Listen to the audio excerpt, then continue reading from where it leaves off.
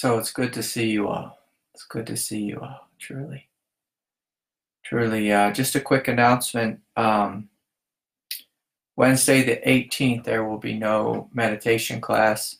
I will be at my daughter's Christmas recital, so I'll be missing y'all that night. But I will be doing a Christmas meditation, so if you want to join us for that, 7 p.m. Mountain Time, if you can. Yeah, so anyways, why don't we just take a couple minutes and just be quiet for a little bit. Just check into the body. And just notice what's here that is alive. What's here that's alive?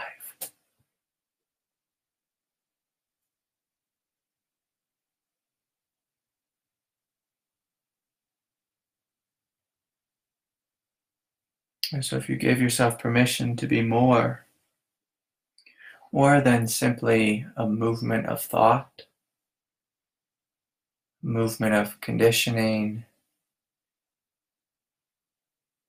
movement of your personality. It's like, what's here? What's here that's alive, that's awake? Right here, right now.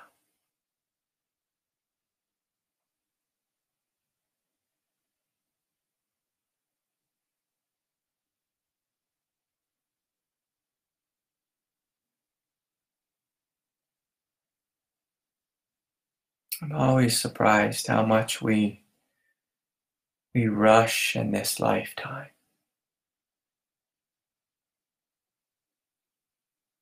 But what's here that's not rushing? Here or there or anywhere. What's here?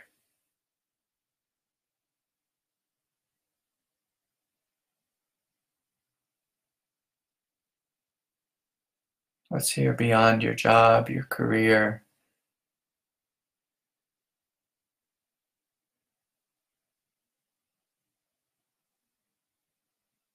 Your big fat egoic identity, which my teacher used to say. Craig, what's here beyond your big fat egoic identity? What is that?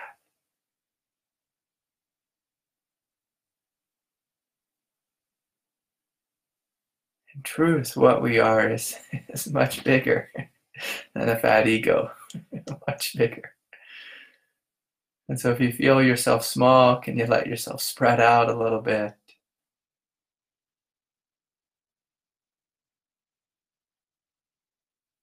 And include the night sky.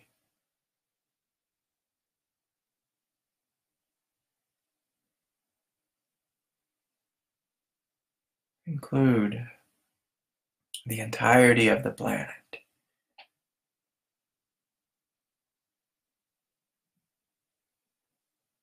Can you be big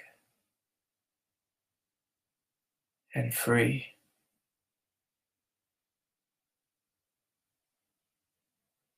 And free. In order to be free, we cannot be identified with too much of that mental clutter.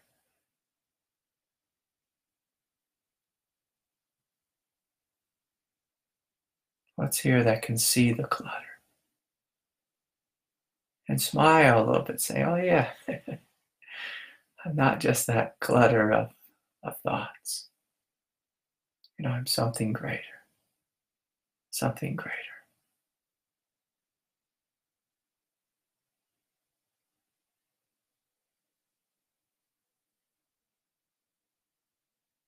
And so, you can just feel this throughout your body, throughout your being.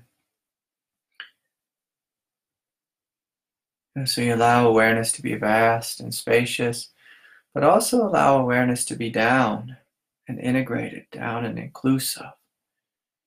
We don't want to be one of these people who are like just walking awareness with no connection to the body, spiritually bypassing life on planet Earth. Can you be radically inclusive of your being? Radically inclusive. And if your body is suffering in any way, can you again just smile at it? Just with this gentle sense of love. Our body is for most of us, our dumping grounds where we repress our pain, our sadness, our heartache, our despair.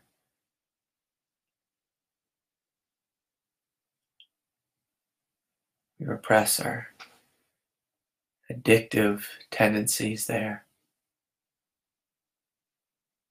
And can you just notice this light, this heart that God gave you is big enough to include it all. And not just witness it, but to love it, to embrace it. To smile and say, oh yeah, I see you and I care. I see you and I care. And so that's a good place to start. I see you and I care. I care. And so, if anyone has any questions, I welcome those. Just saw Ivy joined. Ivy, happy birthday tomorrow morning. 26, that's a big one. So happy 26th. I can remember when I was 26. I was 26 for about 10 years. So happy birthday to you, Ivy. We're sending you love. Okay, so if anyone has a question, please bring it forward. In the meantime, I have a lot of emails, and so I'll just hop into those. This one's from Sarah in Australia.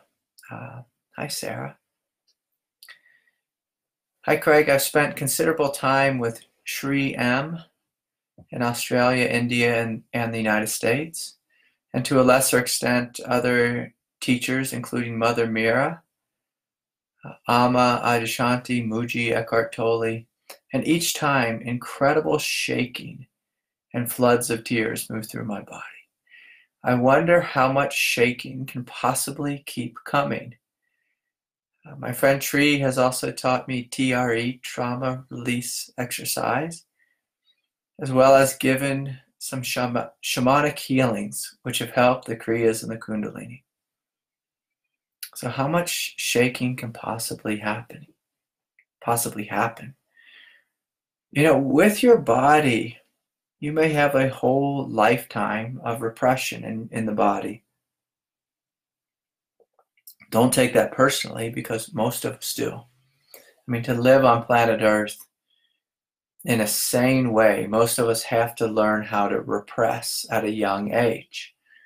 Repression serves a purpose when we're young. Imagine if you lived in a house and you had a father who didn't allow you to cry, but you just cried all the time. You might get beat, and so he'll tell you to be quiet, stop crying. And so we stop crying and we just keep quiet. Imagine if every time in middle school someone made fun of you, you started crying.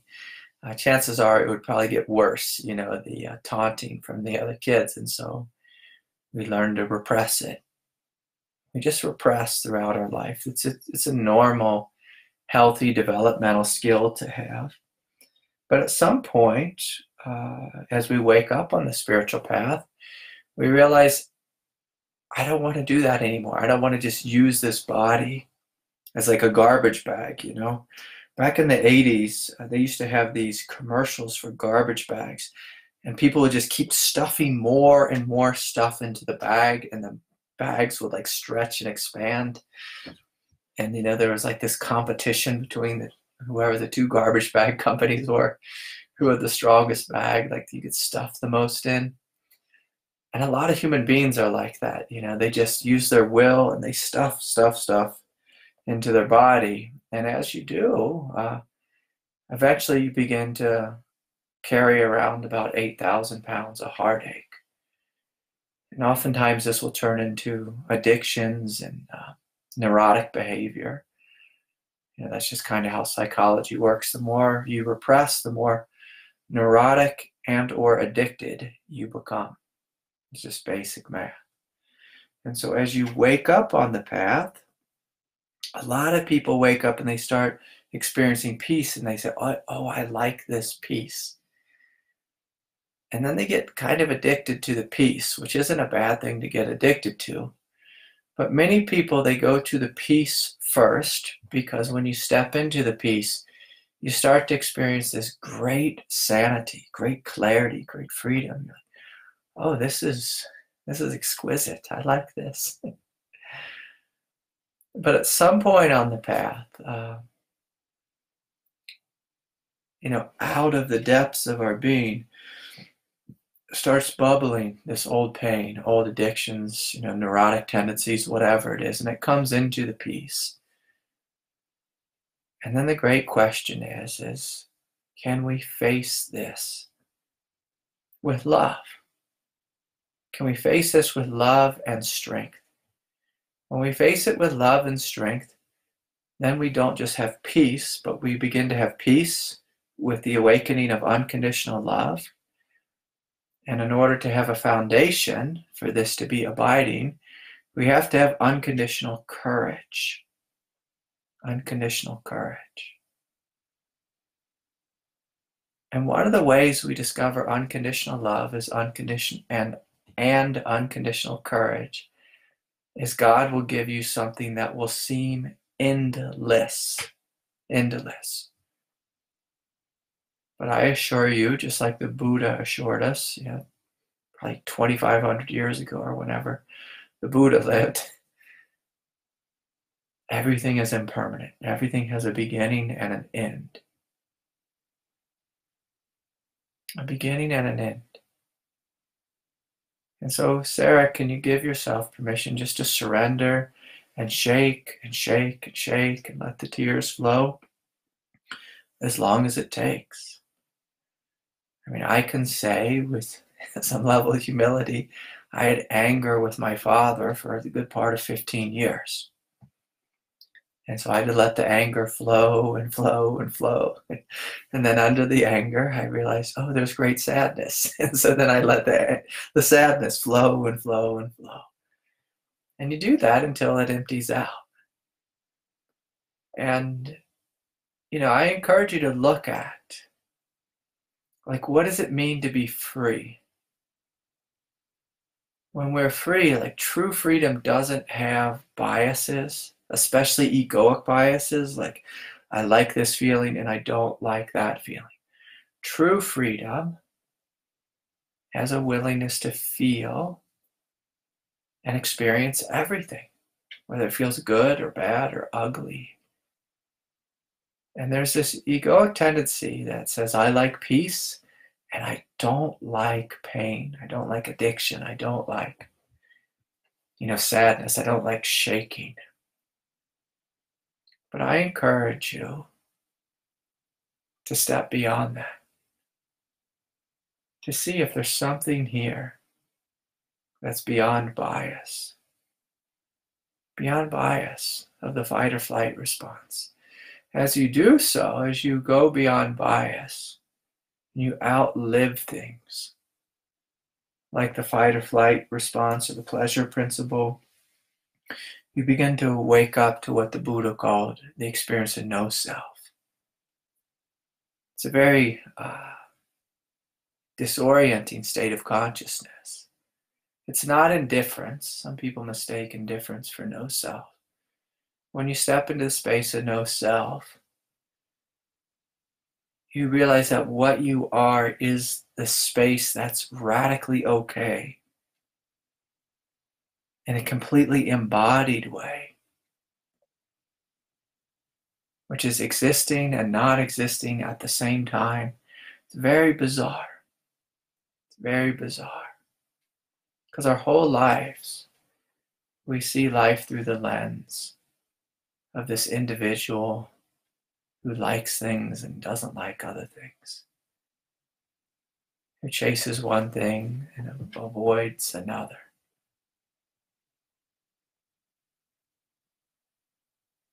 And as you let go, especially of how long is this going to take, like this idea of time, people don't realize how much the idea of time and all the pressure of time makes up the fundamental structure of ego. Ego is, it's like its fabric is time. If you look at your ego, it's always trying to outrun something, get away from something. But what's here that is timeless, beyond a personality? That's bigger than pain itself, and who's willing simply to love.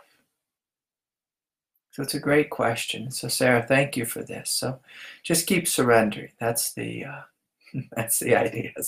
Keep surrendering and see what you find. As you surrender, your heart will open,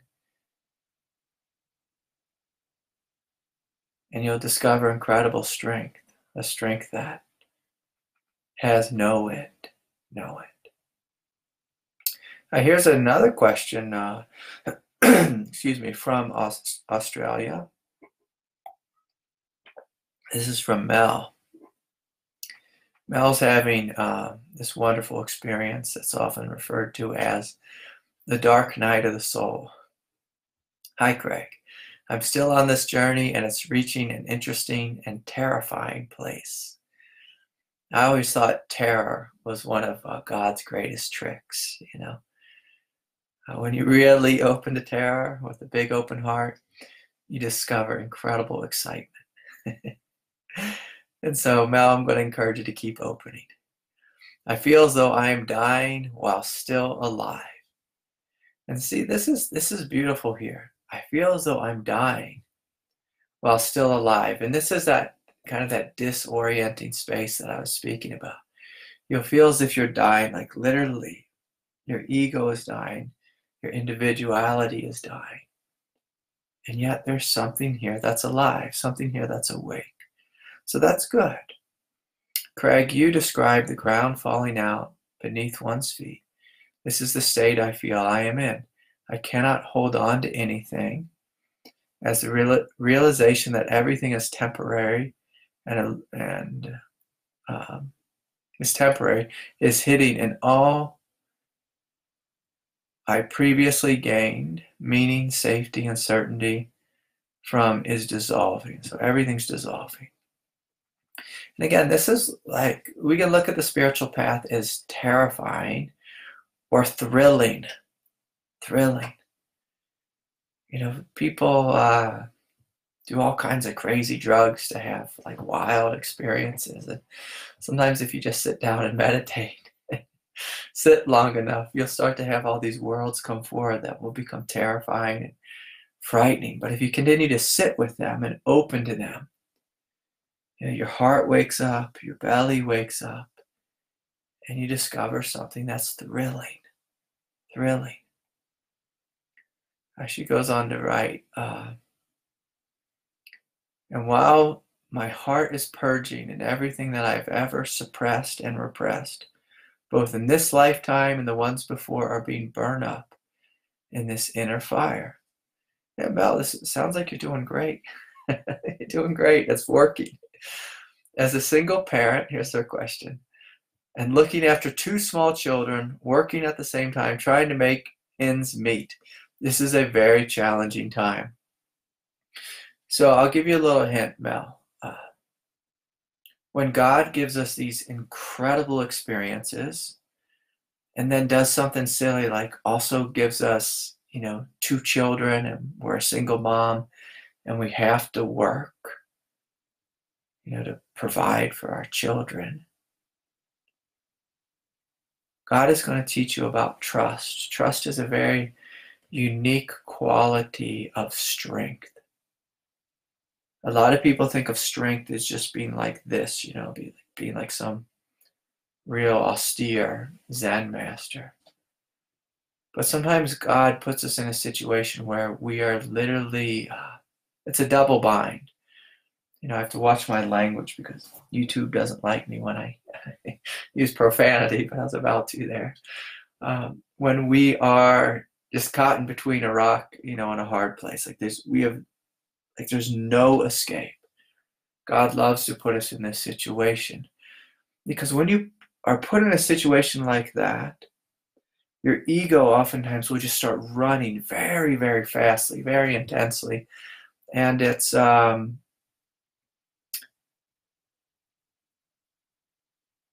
just a funny thing to watch sometimes, like when your ego just goes mad, like absolutely berserk. Like you have to smile on this path because you're either going to cry a lot or you're going to laugh a lot. I did both, but the laughter kind of keeps your head above water and then you don't drown. Some people, when they cry too much, they go into despair and hopelessness. And so it's good to laugh when you get in a really tight spot. Because sometimes people just cry and go into despair. I used to get angry at God, and of course, that's a little, it's kind of a waste of time to get angry at God. It's a waste of time to go into despair. It's good to be able to step back and realize, kind of like the Matrix, it's like a big game. A big game. When I was a little boy, maybe 12 or 13, maybe even just 11, my older brother went to boot camp, and the first time I saw him, his drill sergeant was just screaming at him, just giving him so much hell, and he's just yelling at my brother. Told him get on the ground and just start doing push-ups. And I saw my brother just sweating. His eyes look like they're going to pop out of his head. And then, after a while, the drill sergeant, just beat the hell out of him, worked him to death, in front of his family. And then drill sergeant walked away. And then my brother, he just ran up to us. And I was like, oh my God, the poor guy. And he just burst out laughing. He's like, this is what it is. He's like, boot camp, it's just this game. They try to break you. And you just surrender. You just surrender to it.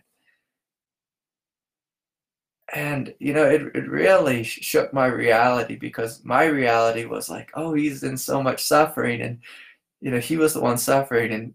And he was just laughing about it afterwards. And we have to kind of do this on the path. We have to laugh on the path at the situations God puts us in. They're meant to break us, but they're meant to break our ego, but break our hearts open.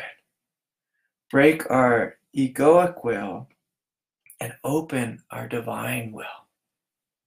And open our divine will. And when you know that, you can smile a little bit. I can remember, and, Mel, when I was in the same place, I thought, my God, I'm losing in every way. I just, financially it was terrible. I lost my house, I lost a business, I lost friends, I lost a marriage, lost a son.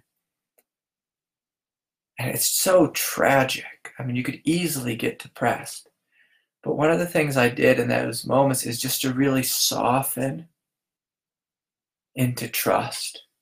And when you soften into trust, you begin to see, oh, trust is such incredible strength. It's like ridiculous strength. If you're in the pits of despair or indifference, indifference is a real ugly one. Indifference can get real nasty. You can get frozen in it. But if you give yourself permission to laugh at the difficulty you're in, and then cry, and then laugh some more, and then open, you begin to discover this ridiculous amount of strength. It's like God is pouring through you in the form of strength, in the form of trust. And everything changes. And this is the quality that gets us out of the dark night of the soul. There's no real other way. You know, a lot of people think it's through willpower, but that is a huge mistake, to try to use willpower. You know, willpower is what is trying to be broken here. Your egoic will. And then you discover a will that cannot be broken. That cannot be broken. So here's a question from Shauna. Hi, Shauna. Craig, can you clarify if the ego is bad or good or neither? Yeah. You know, I'll say something a little controversial. The ego is really good. It's a really good thing.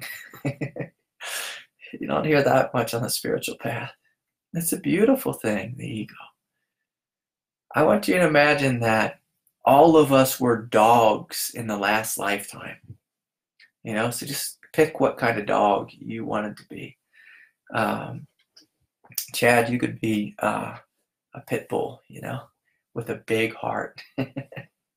Sometimes people think pit bulls are, you know, are so mean. You look at them, they look tough, but a lot of times pit bulls, you know, some of them, they have these big hearts and they're like the sweetest creatures. And so I want you to imagine you're a dog in your previous incarnation. And you live in an, you know, you live in an evolutionary world, so God's in charge. And in your next incarnation, you're going to be a human being. And so in order for you to evolve out of purely animal nature, which is just like pure instinct with, you know, sometimes a little bit of heart, like some dogs have a little bit of heart. Some dogs have a lot of heart. So in order to make that next evolutionary leap, God is going to give you an ego. An ego is going to help you, you know, an ego will have 7 parts aligned with the 7 chakras, and I won't get into all those right now, but say like up here, the ego will have like a mind that's rational, you know, like purely a rational egoic mind. It'll have a fight or flight response. A dog has that, but a human's fight or flight response is a little bit upgraded.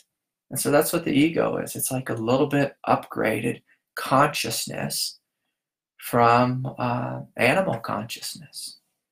It's like the first stage of growing out of being an animal is having an egoic consciousness. That's a big difference between humans and animals. A lot of people think that animals don't have souls, and they absolutely do have souls. And but anyways, I'll try not to get too lost here in this question. Craig, can you clarify if the ego is good or bad? It's a good thing. It's part of God's intelligence. You know, that human beings have egos. You know, egos help you. You know, like I was saying before, like when we are growing up and we're in middle school, the ego's thing that tells you, you know, like comb your hair so it's not all sticking up, and, you know, like take a shower so the kids don't make fun of you. You know, going to school if your hair's messy and you stink, you know. Ego is the kind of thing that keeps you in line, you know, that you follow the rules of society. It keeps you safe for the most part. But just like anything on the path,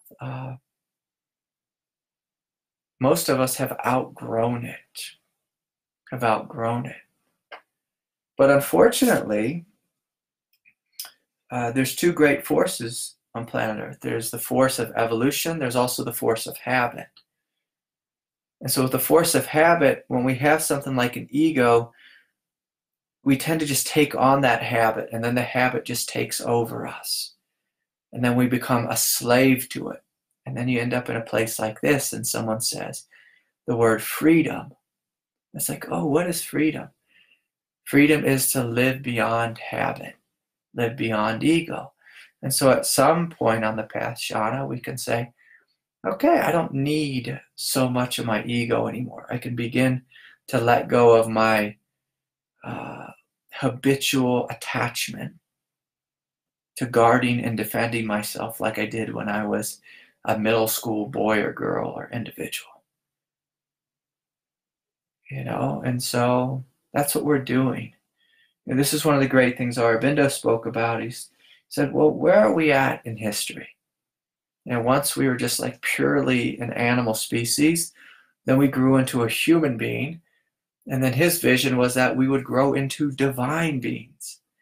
In South India, there was these saints who, they would meditate so much and live such a holy life that literally their physical body turned into pure light. And so they would walk around on planet Earth as these light beings.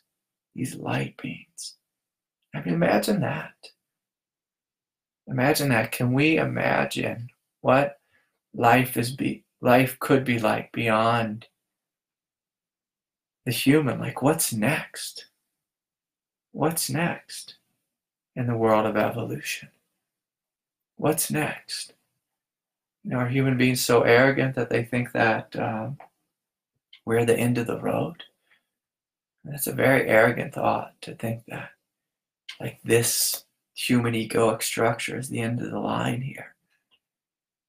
There's something much greater that's possible. Much greater. And so the ego, is it good or bad or neither? I mean, it's good at one stage of development, and then at the next stage, it becomes obsolete. So it's not that it's bad, it just becomes obsolete. And so one of the ways the ego becomes obsolete, that we can help it become obsolete, is through love and surrender. A lot of people think that they can outthink the ego and make it disappear through like philosophy or some kind of silly thing, like to be purely rational. But we've looked at that, we've tried that. We've tried having a new philosophy, a new logic, a new political structure. It normally doesn't work, because at the heart of the human being, if the ego is still there, if the fight or flight response is still there, it always wins when we're stressed. But if we meet that stress with love and show it another way, teach it another way, it can actually relax, submit, and surrender to something greater. Something greater. The other thing Aurobindo spoke about is inviting this, this super divine light to come into you, descending light to come into you, and to burn out the ego, to upgrade it, to transmute it, and for a light to wake up, from the earth itself and to transform matter. That's a little bit advanced for most of us, but I still welcome that light into my life, and to allow it, to invite it to have its way with me, and to begin to transform me. There's been many times in my life when I've been in relationship, and I'll just give an example of this, make it personal here. Or say, for example, if I was struggling with my wife and having a really hard time with her, she was having a hard time with me. I can go into the world of psychology and think about how to handle it. I can go into the world of ego and tell her what she's doing wrong. You can imagine how that will end. Or I can open my heart, open my body, and begin to pray in a very humble way. Say, God, will you come into this family? Will you come into this relationship? Will you come into my silly mind that thinks it's so smart and sophisticated? And will you teach me how to love her in a greater way? Will you help me to surrender my thoughts and my ideas? Can you bring a wave of peace and love into this family? And allow there to be something different to arise between the two of us. It's like, how often do we try that? Just to be surrendered. To be surrendered. Invite something greater. Like Mel, going back to your question about the dark night of the soul. When we're in the dark night of the soul, the ego just starts screaming because it feels stuck. And a lot of times what I would find myself doing is just getting down, like literally falling on my knees, getting in child's pose, just being like, God, I give up. I can't do this. But I knew God wanted me to do something besides just melt on the floor. So I'd melt on the floor for a little bit and experience some of the relief of just melting on the floor. And then I'd get up again and ask God, will you come into me in the form of strength so I may live your will, live your truth? Will you give me strength? And Mel, for someone like you who's a single mom and has 2 kids, it's like God's trying to show you, you can't do this. Your will cannot do this. Again, this is back to that ego thing. At some stage on the path, the ego's meant to be broken. But keep in mind, when your ego is broken, you only have to be like a hot mess on the floor for a temporary period. Shortly after you surrender in that way, God invites, if you surrender to God and you invite God into you, God will awaken something greater in you, a great strength that will feel so utterly soft, yet indestructible.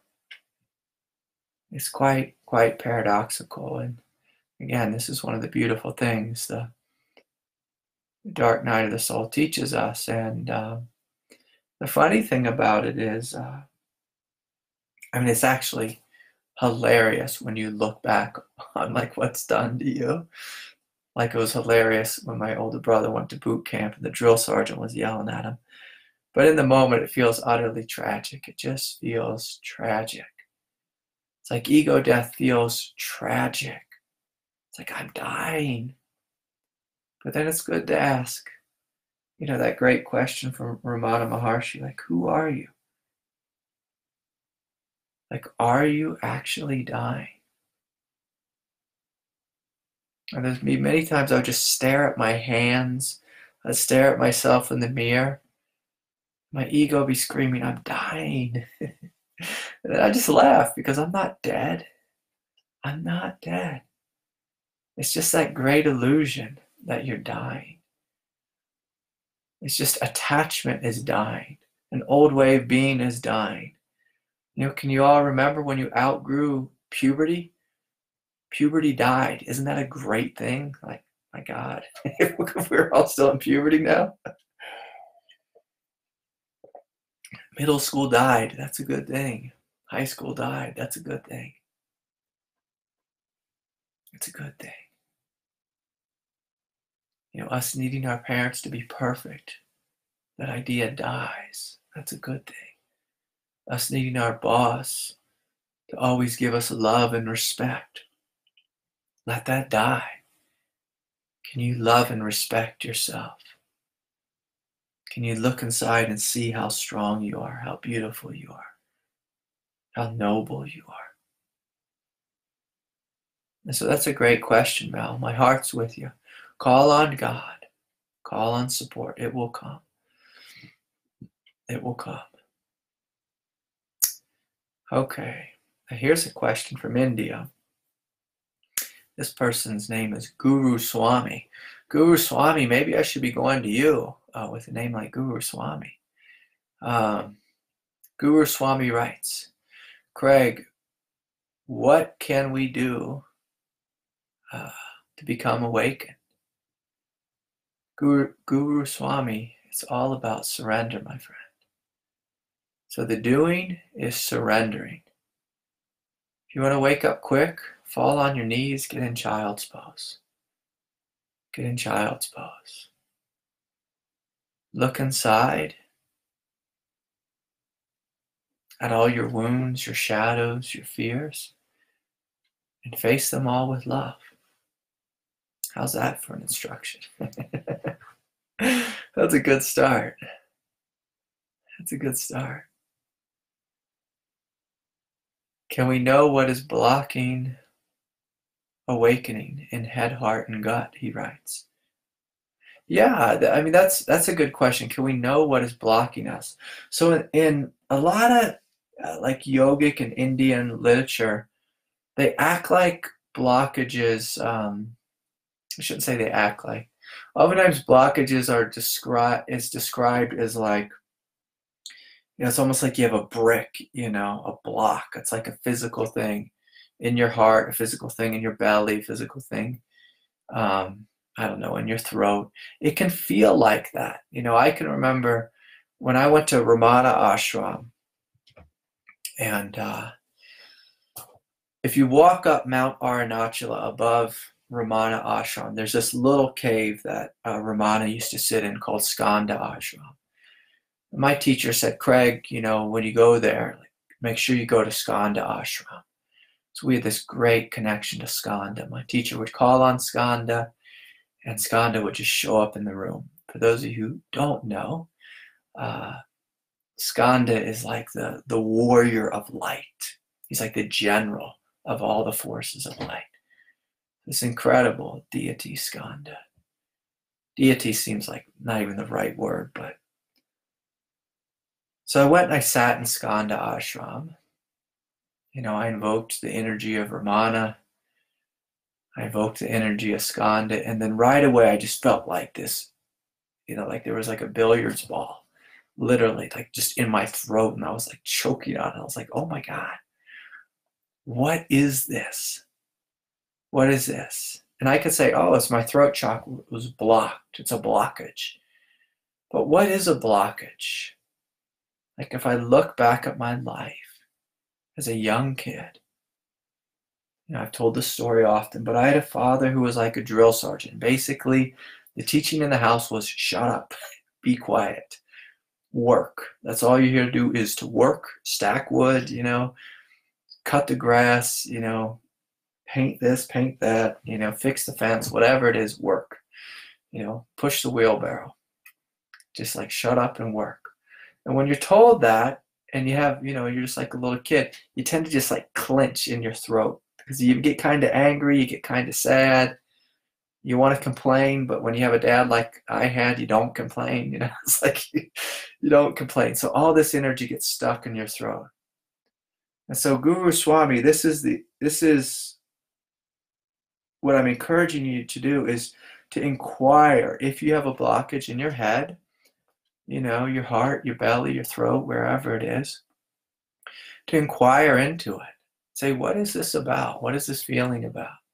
In your heart, that's a good place where we dump our emotional pain. So if you've ever been hurt, if you feel blockage in your heart, it probably has to do with when you got your heart broken, or mom or dad didn't love you fully, life was unkind to you. Anger tends to live in the belly. Fear tends to live in the belly. In the mind, and the mind tends to just believe a lot of thoughts that aren't true. And so it's good just to know this. So when you look at a blockage, you realize all blockages are psychological in nature. That's all. It's just psychological energy. Through that force of repression I was speaking about in the beginning, our chakras become just closed. They become filled. If any of you have had the pleasure of giving birth or being in the room with a newborn, you are in the room with a being who has 7 chakras just like ripped wide open. And there's like this whole group of nurses I know who just like love working at the, whatever it's called, like the birthing center of the hospital. If you live in a hippie town like I do, like I've had all these old friends who are doulas and midwives. They just love being, just being in the room, the home. I had my babies at home, and like you see the whole room fills with light when a baby comes into the room. Because all their chakras are just completely open. I used to do this fun thing is I just put my hand on the top of, like just like a couple inches above the baby's head. And you just feel this column of light just pouring, like literally shooting out of the top of the child's head. It's like, oh, wow, it's like heaven is pouring out of this child. And then, it's heartbreaking. And then, we tend to, as parents, we get busy, we stop seeing the kid fully. Maybe we're a single mom, a single dad. We have to rush here and there. We get grumpy. We don't sleep because we just are taking care of the child all the way. We start getting snappy with the kid, and the kid gets beat up and poked and prodded by its older brother. It's taken to the doctor and filled with, all those shots and immunizations, and they're bounced around here and there. And then the kid just starts learning to repress. And as we repress, the chakra centers get closed and they just get filled with all these, earthly energies. And these are what later become blockages. It's just like condensed trauma, pain, sadness, grief, whatever, earth stuff. And so if you look at, well, how do we empty the chakras? It's always through sitting with them deeply with love. So if a baby was ignored, they learn not to trust, and then the chakra closes. So if you think of your chakras as like little babies, yourself as a little baby, what does a baby need? It needs attention. It needs awareness, consistent love. So the same qualities, that a good parent gives their child, just to grow up in a healthy psychological way, those are the same qualities that are necessary to wake up in an abiding way. When you love yourself to death, trust is your natural state. Unconditional love is your natural state. When you love yourself to death, you're not believing unconscious thoughts. So freedom is your natural state. And so that's a great question of Guru Swami. Okay, let's see if I can go a little bit more quickly here because I got a couple more questions. Let's see here. This one, I believe, is from France. Carol. Hi, Carol. Hi, Craig. I am a Kundalini yoga teacher now, and I conduct yoga sessions once a week. Okay. I assume that means you teach yoga sessions. I've been learning how to work with and talk to my Kundalini. This force is amazingly smart. However, I feel that I cannot practice Kundalini yoga kriyas as they are too violent to me and might disturb the peaceful energy in my body. So I think what she's saying here, I think something's getting a little bit lost in translation, but basically she's saying that she's a Kundalini yoga teacher, and if anyone studied Kundalini yoga, it has a lot of pranayama. And then her Kundalini woke up. So Carol, if your Kundalini woke up, I encourage you not to do pranayama anymore, because the energy has come online. When the energy has come online, and then our spiritual superego, who has like a great idea of, I'm going to be doing pranayama because that's what woke me up, or woke the energy up. It tends to pour gasoline on a fire. It's like if you're radically awake, you don't have to be practicing like a real intense, like mindfulness-based, meditation anymore. You can just allow yourself to rest in open-hearted awareness. You don't have to be super concentrated. If you're super concentrated after awakening has occurred, the energy will actually kind of shut down. The awakening will kind of, like the aperture will start to close because you're putting an artificial pressure on this wide open perspective. So the same is true with Kundalini. If you are doing Kundalini yoga a lot and Kundalini is flowing through your body, it's just going to confuse the energy. It's just like too much. So you can still practice yoga asana, just don't do it from the place of the superego, and don't do pranayama, if that makes sense. This is what she writes. Also, I need to keep the Kundalini energy as fluid and smooth as possible. She doesn't want to give up her yoga, and she really needs to take care of her body. She's neglected it a long, long time. Yeah, so just basically do a light, gentle yoga practice. This is what will be helpful for you, Carol. Light, gentle practice.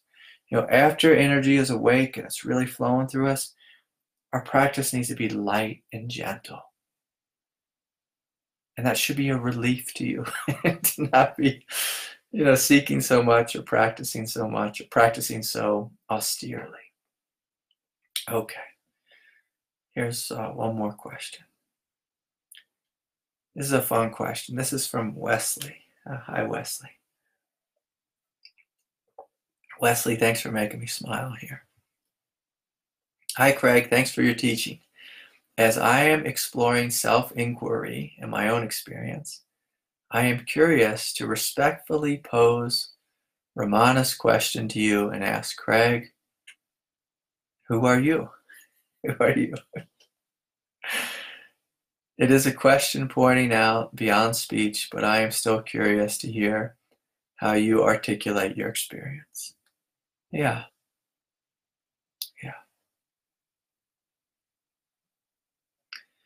Yeah, I have to be careful, when I ask, who am I?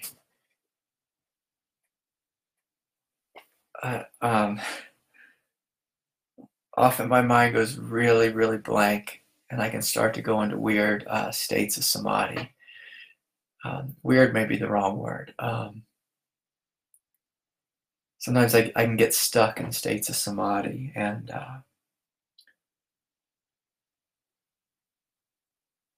then I stop being able to function. And so I'm going to keep my feet on the ground here. So, who are you?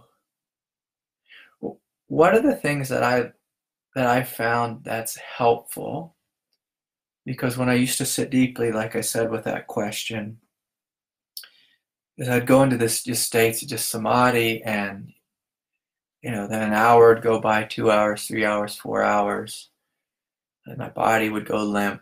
I really lose the ability to function. And now, while that's a wonderful experience, and I'm connected to it to some degree always, I like to keep my feet here on the ground, so I can meet with you all, so I can be a good father to the best of my ability to my daughters. I can love these 2 dogs that live in this house with me, so I can drive a car between the lines. But most of the day, it just doesn't feel like there's like that character Craig, who used to have so much pressure behind him, so much angst, so much suffering. I mean, for the most part, he's just gone. He's disappeared. But the beautiful thing that is left is the character Craig, his innocence, just like this, I'll just call it Craigness, if that could be a word, just like you'll have some Wes-ness, that'll always be left. And it's a beautiful thing. God did make us as individuals. And it more, it more just feels like your identity, like your individual identity, will feel like a perfume, or almost like a ghost, will just be like really etheric, really light. Whereas when we think of like our egoic identity in high school, and our girlfriend just broke up with us, or our boyfriend, we are crushed, like our egoic identity is just utterly crushed. And I want you to imagine that just, falling away, or not even falling away, just almost like being erased and just fading.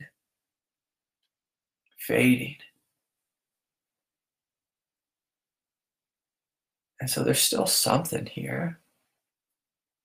The real interesting thing with the question, who am I? Again, most of us think of ourselves as a personality or a thinker.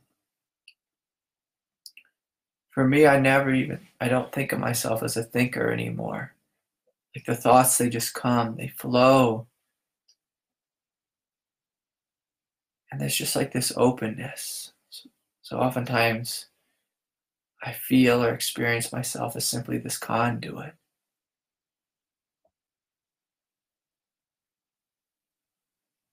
And there can even be this sense that, self-consciousness falls away. And that's a really interesting thing when self-consciousness falls away, because you begin to lose the ability to comment on yourself or like think about your thinking. And it feels like there's just this here. This presence, this divinity, this hugeness, whatever you call this. And it's beautiful, like a one without a second. And you see yourself everywhere. Like Wesley, when I see you, I see me. I see me, and I love you. I just love you. You see, you smile, you see love everywhere. You see yourself everywhere. And then at the same time, it's like you don't exist. And so to talk about it, it can get a little weird. It can get a little bizarre. It can sound a little out there or even arrogant from one perspective, but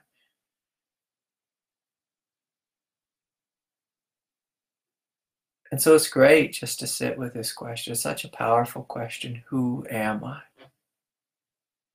And the fundamental flaw, if this is, silly to any of you, the fundamental flaw is most of us, we just identify the personalities. So who am I beyond personality? I like the way they ask it in Zen. Like, the answer to the question, who am I, is that which is here all the time. It's that which does not come and go. Your personality can come and go, emotion can come and go, thought can come and go. But this awake, aware presence that you are, this cannot come and go. It even outlives your own death, the death of this body.